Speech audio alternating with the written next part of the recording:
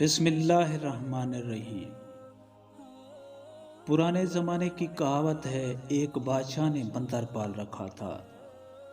اسے اس بندر سے بے حد محبت تھی، اس کو ہمیشہ ساتھ رکھتا تھا، یہاں تک کہ اس کی اوبھگت پر کئی خدمتگار بھی متعین تھے اور اس کو سرکاری بندر کا درجہ دے رکھا تھا۔ بادشاہ بندر سے اس قدر انس رکھتا تھا کہ اس نے کئی دوستوں سے لا تعلقی صرف اس لیے اختیار کر رکھی تھی کہ وہ اس بندر کو ساتھ رکھنے پر بہت تنقید کرتے تھے، حتیٰ کہ بادشاہ نے سب دوستوں سے قطع تعلق کر لیا۔ اس کو اگر دوستوں میں سے کسی کی پرواہ تھی تو وہ صرف بندر تھا، جو اس کی نظر میں اس کا سب سے ذہین اور مخلص دوست تھا۔ اس کی وجہ کیا تھی، اس کا کسی کو علم نہیں تھا، سوائے اس کے کہ بادشاہ اس کو اس لیے پسند کرتا تھا کیونکہ بندر بادشاہ پر بیٹھنے والی ایک مکھی سے بھی کئی گھنٹے تک جنگ کرتا تھا کہ وہ بادشاہ کو تنگ نہ کرے۔ اس وجہ کا شاید بندر کو بھی علم تھا کہ بادشاہ اس کے مکھی سے جنگ کرنے پر بہت خوش ہوتا ہے۔ یہی وجہ تھی کہ جیسے ہی کوئی مکھی بادشاہ کے قریب آتی تو اس پر جھپٹ پڑتا، وہ بادشاہ کو خوش کرنے کا کوئی موقع ہاتھ سے جانے نہیں دیتا تھا۔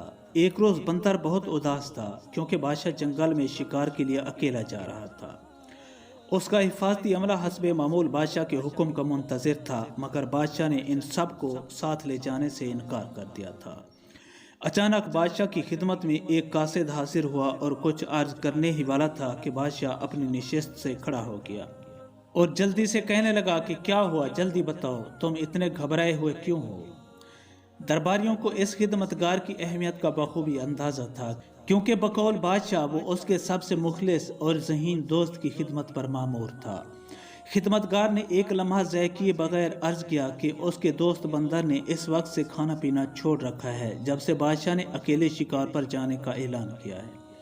بادشاہ نے یہ سن کر حکم دیا کہ میرے دوست کو بھی میرے ساتھ جانے کے لیے تیار کر دیا جائے۔ ساتھ جانے کی تیاری کا سن کر بندر خوش ہو گیا۔ بادشاہ نے اس کی رہائش پر جا کر اس کو اپنے ہاتھ سے کھانا کھلایا۔ بادشاہ اور بندر سفر پر روانہ ہوئے۔ جنگل میں پہنچتی سارے دن کی تھکن کے بعد بادشاہ کو نیند آ گئی اور اس نے اپنی تلوار اپنے وفادار دوست بندر کے حوالے کی اور خیمے میں جا کر خواب خرگوش کے مزے لینے لگا۔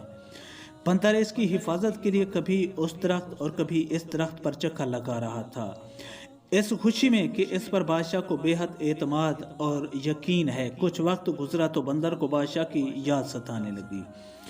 وہ فوراً خیمے کی طرف لپکا، شاید اس خیال سے کہ گرمی بہت ہے، بادشاہ کو ہوا دی جائے تاکہ اس کی نیند میں خلل نہ آئے۔